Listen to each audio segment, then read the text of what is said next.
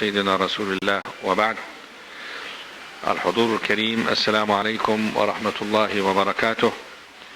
أهلا بحضراتكم في رحاب الأزهر الشريف، وبدعوة من مجلس الحكماء المسلمين، ومرحبا بضيوفنا الأعزاء من مجلس الكنائس العالمي، وبوفده الكريم الذي يمثل جميع الطوائف المسيحية في العالم. وفي مقدمة هذا الوفد السيد الدكتور الأمين العام لمجلس الكنائس العالمي، والرجل الذي لمس فيه مجلس حكماء المسلمين منذ أول دقيقة رأيناه فيها في جنيف. لمسنا فيه قلبا مملوءا بالخير للجميع، ومفعما بالصدق والإخلاص في أن ينعم الناس جميعا بالسلام وبالسعادة في أنبل معانيهما وأسمى تجلياتهما، مما يتمثل في هدوء النفس وراحة الضمير. وهذه هي رسالة الأديان الإلهية وجذرها المشترك الذي تتفرع منه شرائع هذه الأديان بكل ما تدور عليه من عقائد وعبادات ومعاملات وأخلاق.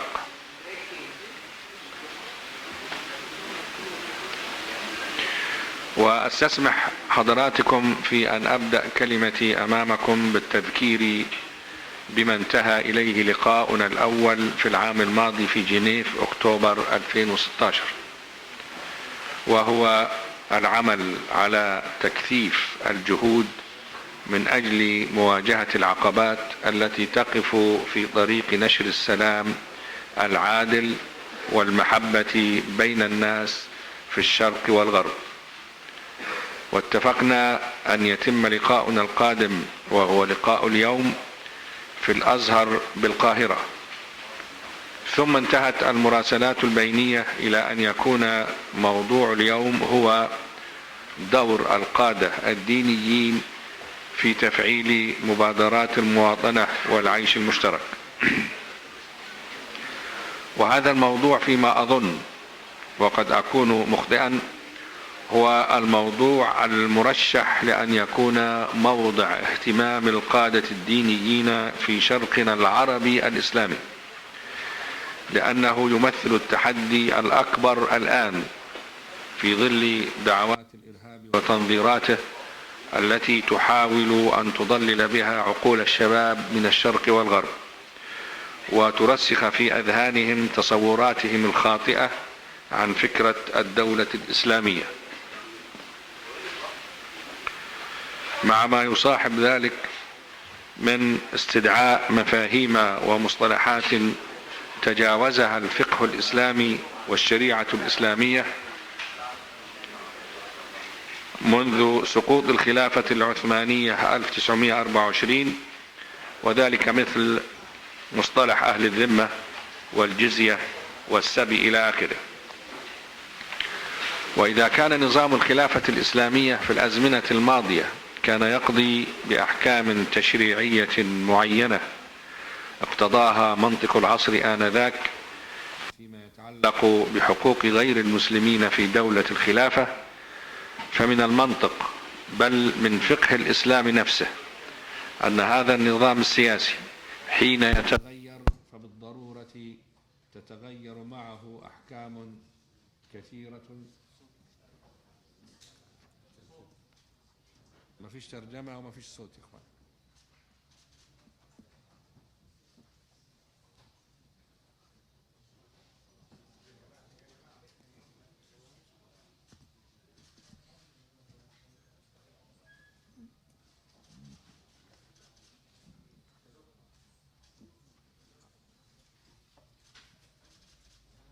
إخوانا كان هو المفروض تصويره بعدين إلقاء الكلمة في يعني.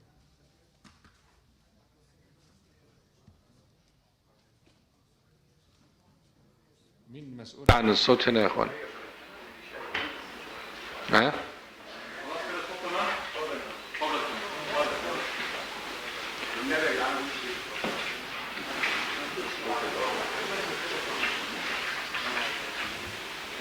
خلاص.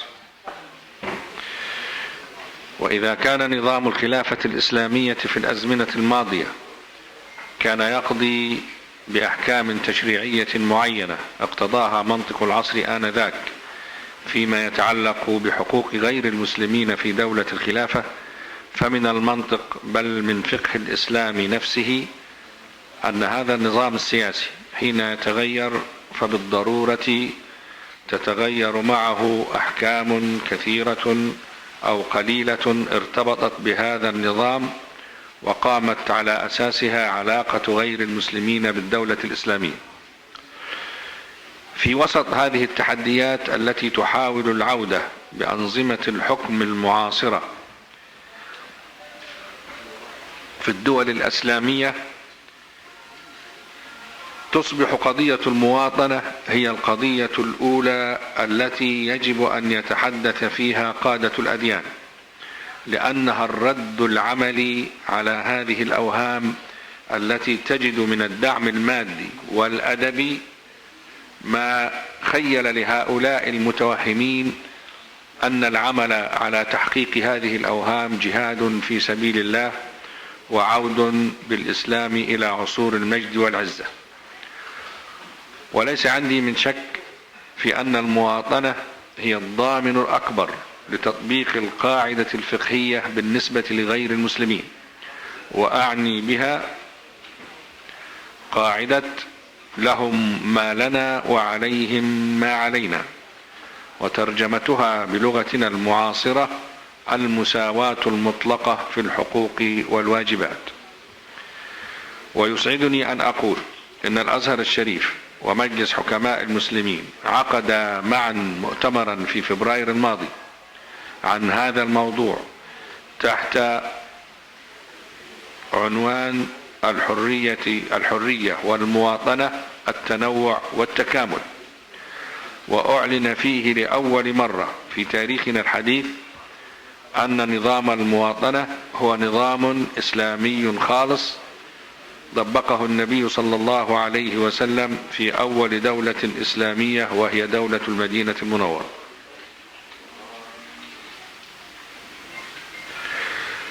ولكن وأرجو أن لا أكون مخطئا أيضا، مثل هذه الدعوة، أعني الدعوة للمواطنة، قد تفقد كثيرا من بريقها في الغرب، لأن المواطنة هناك قد لا تشكل تحديا في مجتمعات هي قائمة بالفعل على نظام المواطنة وتساوي الحقوق والواجبات.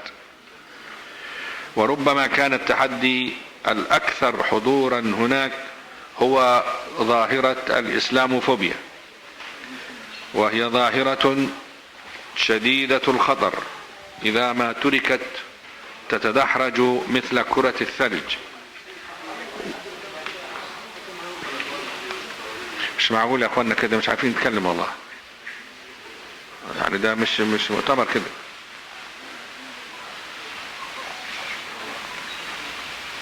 وهي ظاهرة شديدة الخطر إذا ما تركت تتدحرج مثل كرة الثلج ولم تواجه بشرح مكثف لبيان حقيقة الأديان ومقاصدها في إسعاد الإنسان والارتقاء به في مدارج الكمال الروحي والعقل والخلق.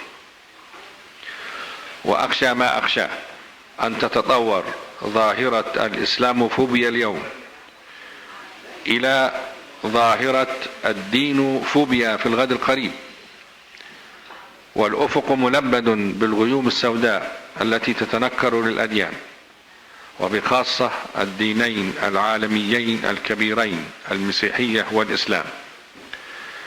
فالمسيحية فيما يقول دعاة الإلحاد هي التي ولدت الحروب الصليبية في الشرق والحروب الدينية في الغرب، والإسلام هو ما ينشر الإرهاب والدمار والتفجير في الآمنين ويحول حياة الناس إلى جحيم من الرعب والخوف.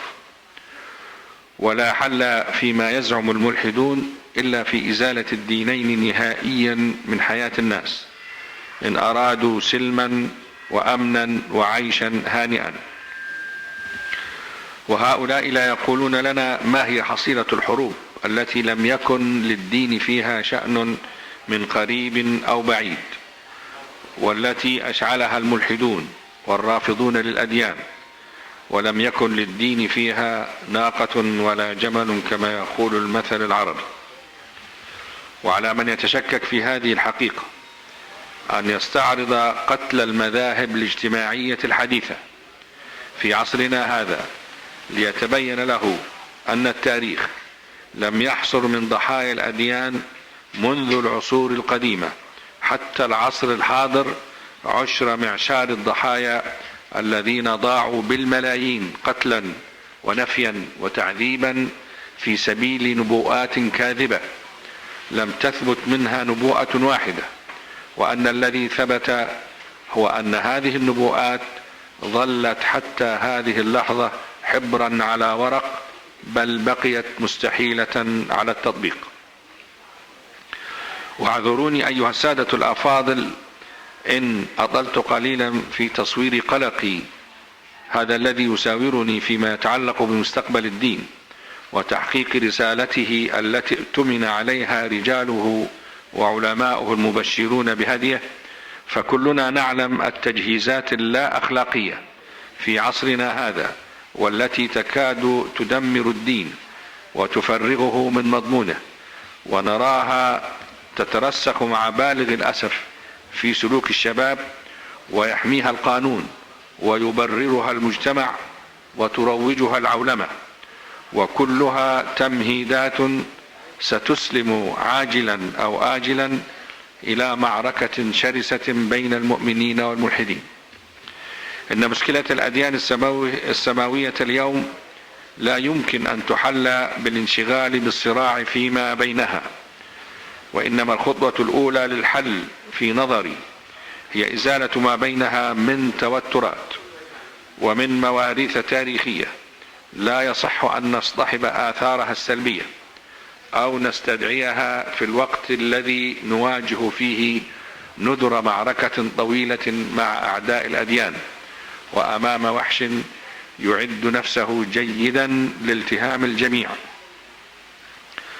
ومن أجل هذه الغاية التي نضعها نصب أعيننا، وأعني بها التعارف والتفاهم بين المؤسسات الدينية، سعى الأزهر بنفسه للقاء قادة المؤسسات الدينية الكبرى في أوروبا، في الفاتيكان ولندن وجنيف وفلورنسا وباريس وبرلين، وأوفد قوافل للسلام ضافت كثيرا من عواصم العالم في آسيا وأوروبا وأفريقيا وأمريكا.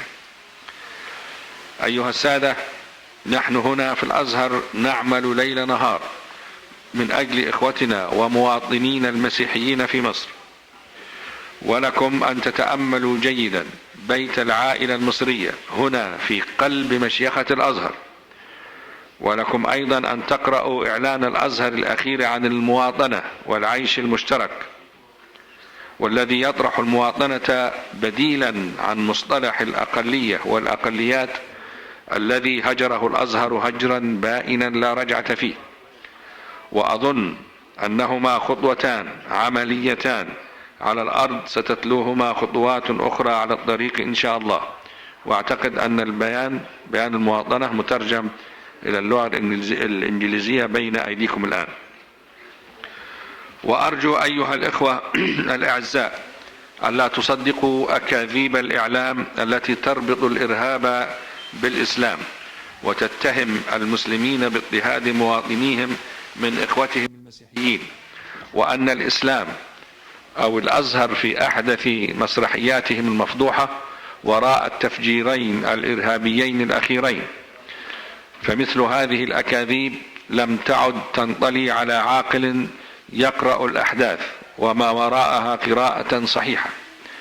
ولا أريد أن أهدر وقتكم الثمين في الدليل أو في التدليل على هذا الكذب الذي جاوز كل الحدود، ولكن ألفت نظر حضراتكم إلى حقيقة واحدة فقط يثبتها الواقع ثبوت أرقام الحساب، وأعني بها أن الإرهاب يقتل المسلمين قبل المسيحيين، وإن شئتم البرهان الذي لا يقبل سفسطة ولا جدالا فاذهبوا إلى مراكز الإحصاء والرصد وقارنوا بين أعداد الضحايا من المسلمين ومن المسيحيين في العراق وفي سوريا وفي مصر أيضا، وستعلمون بعد ذلك أن الإرهاب لا دين له ولا وطن، وأنه لا يبالي في تعطشه للدماء أدم مسلم هذا الذي يسفكه أم دم مسيحي، فالغاية عنده ضرب الاستقرار، ولتأتي الوسيلة بعد ذلك من مسجد أو كنيسة أو سوق أو أي تجمع للناس الآمنين. هذا وإن الأزهر لا يتطلع إلى أن يتبنى مجلس الكنائس العالمي في جنيف دعوة للتصدي لظاهرة الإسلاموفوبيا يواصل بها خطواته المشكورة على طريق الحوار المسيحي الإسلامي الذي بدأه مجلس الكنائس بالحوار الرسمي الأول في عام 1982 بينه وبين المؤتمر الإسلامي العالمي بكراتشي وذلك في كولومبو عاصمة سريلانكا. أرحب بحضراتكم مرة أخرى وأرجو لكم إقامة طيبة في مصر، وأشكركم على تكرمكم بهذه الزيارة العزيزة على قلب كل مصري ومصرية. شكرا لحسن استماعكم، والسلام عليكم ورحمة الله.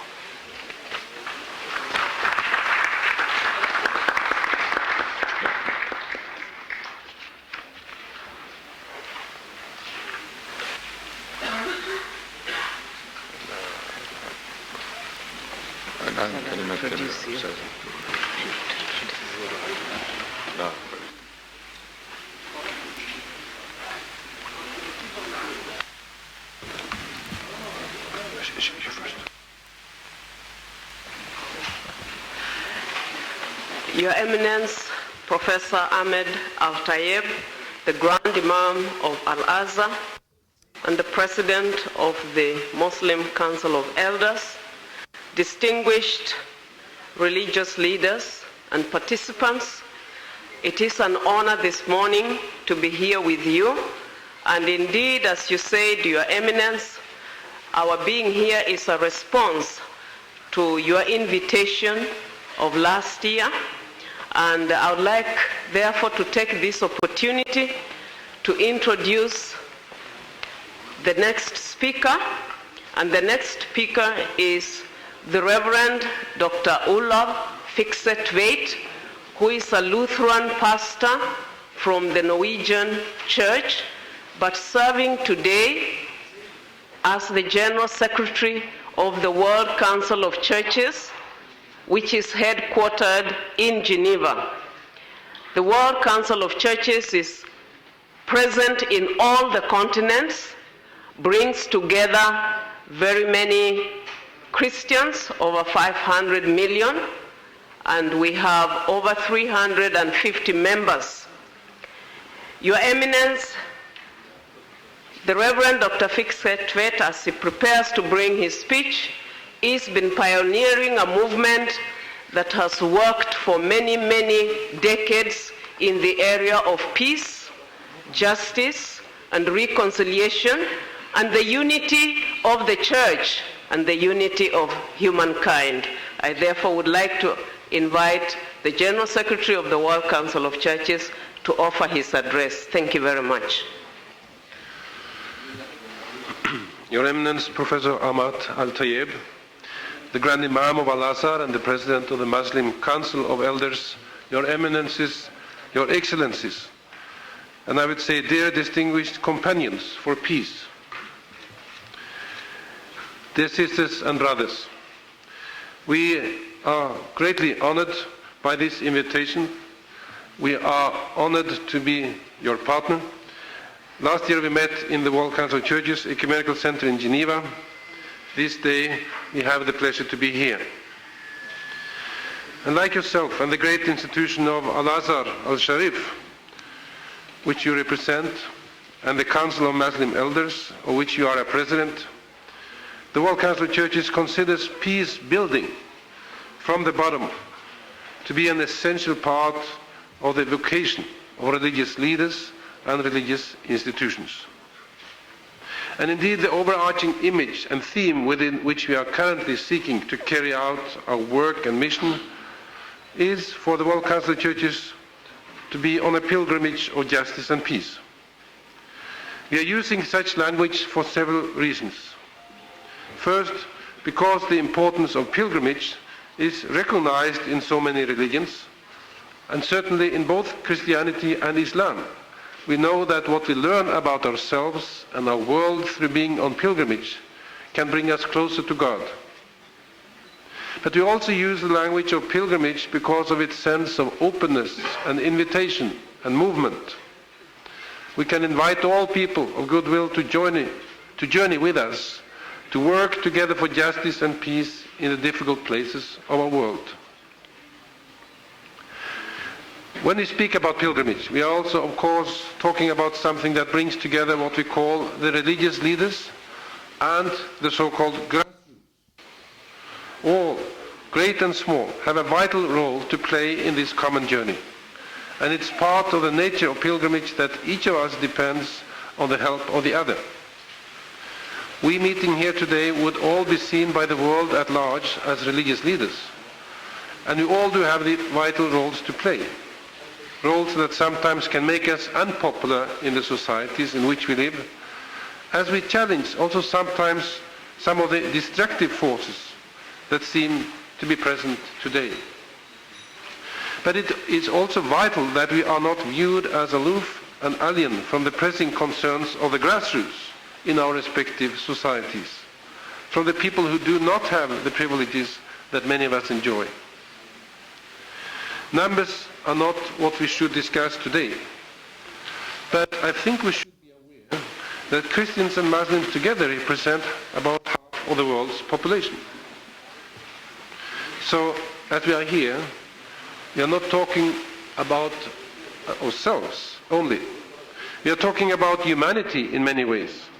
That is the first point I would like to make. We should address the questions we have on our table, also from a basic theological perspective. What does it mean to believe today in one God that created one humanity? And what are the implications of that in our time? Well, it definitely should not be that believing in one God we see only part of humanity as our sisters and brothers, for whom we care and offer the same rights as ourselves. Because we are accountable to God, we have to see how that leads to an accountability to every human being. And this is our mutual accountability to one another, or even the one God creating the one humanity.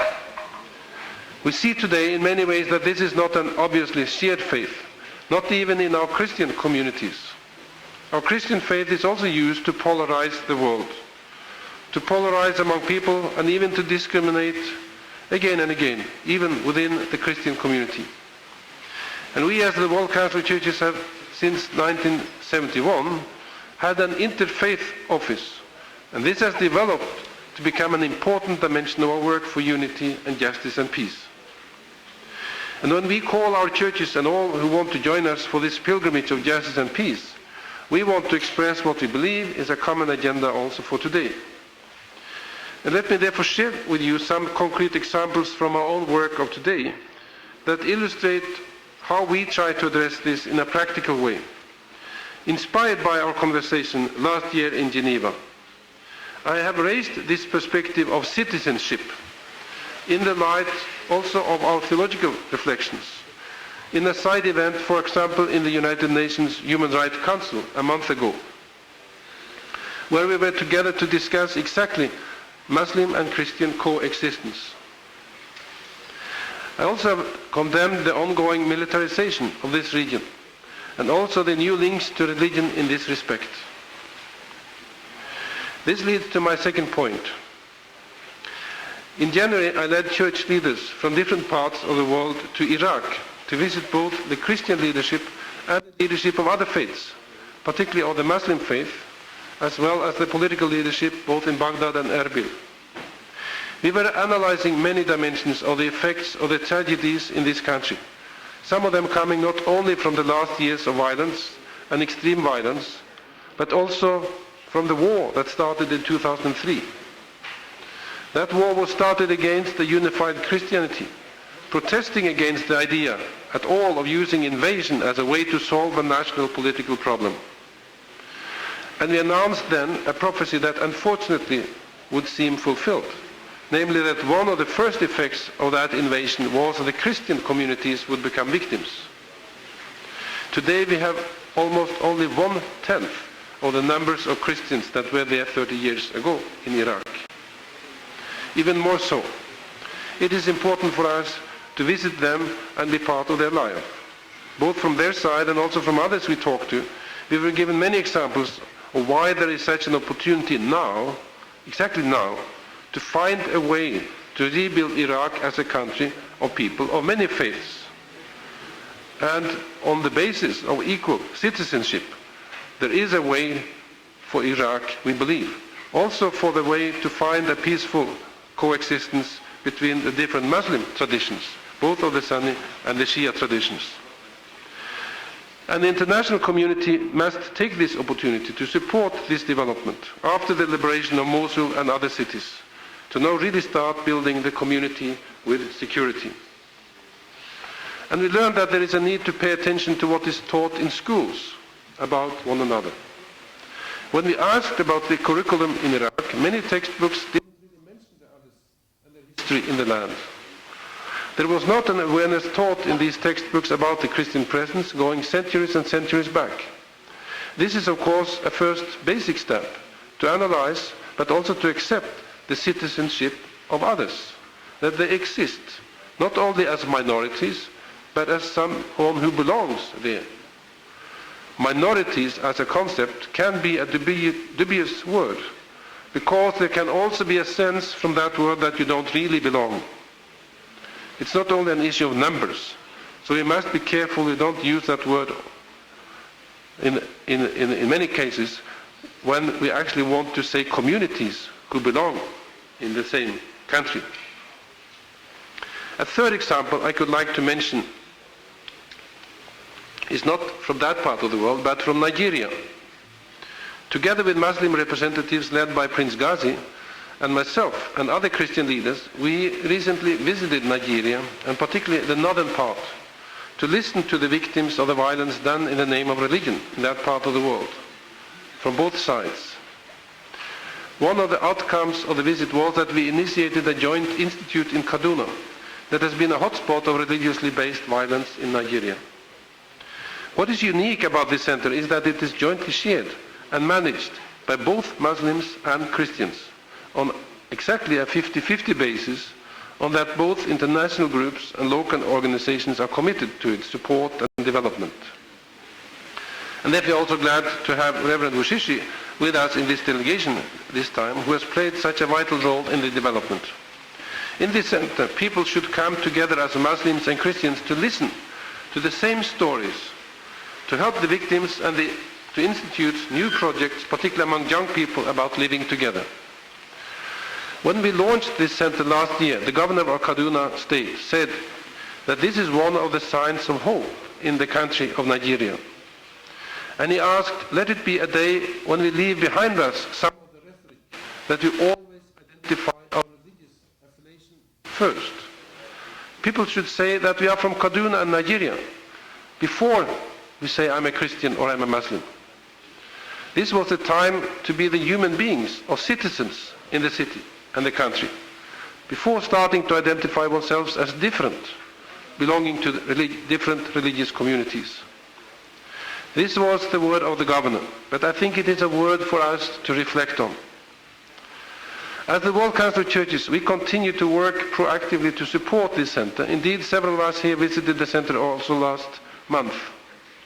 I know that one of the aspirations of the dialogue that we are having with you as the Muslim Council of Elders is that we might find practical projects to work together to express our determination to make a difference in the world. So I would also be grateful Dr. Al-Tayeb, if the Muslim Council of Elders was willing to think of collaborating with us in this important piece of work. To have an organization of the standing and influence of the Muslim Council of Elders joining and support a center like this will be hugely valuable and appreciated. But let me end by saying that these are not questions that we face only in the parts of the world I've mentioned so far. In my own country, Norway, and in other parts of Europe today, we see, as you have mentioned yourself, Your Eminence, that citizenship that we have as a basis in most of these countries for legal rights is actually challenged from a popular position based on fear and exclusion. We hear, or at least we can hear it, the others do not really belong here. It is a matter of how we understand one another as human beings and the human rights we claim as a basis for our belonging as citizens in a state. Our sense of the one humanity must also be expressed to refugees. They are human beings of another country which they had to flee to survive. We are very ashamed that some countries in Europe actually discriminate among refugees based on religion, and not only in Europe, saying that they are not welcome because they are Muslims. We are very ashamed, and we hope that this will not be what we will see in many parts of Europe or other parts of the world, whether it is in the name of our religion or in the name of other ideologies or religions. The world is changing in many ways, and the role of religion as well. The pilgrimage of justice and peace, which is the central thrust of the World Council of Churches' work and vision at this present time, is a pilgrimage that we believe Christians can do with all people of goodwill to share. We have different voices and experiences in our midst of the World Council of Churches, and we see them as a source of blessing we gladly share with others. So we thank you, but we thank God even more for this opportunity we have to share with one another and to give a sign of hope together that there is a future of living together in diversity, in this country, in the region, in the world. And therefore we are praying, as we pray in our liturgies with the words of the Holy Scripture, that the tender mercy of our God and that the dawn from on high will break upon us. Thank you.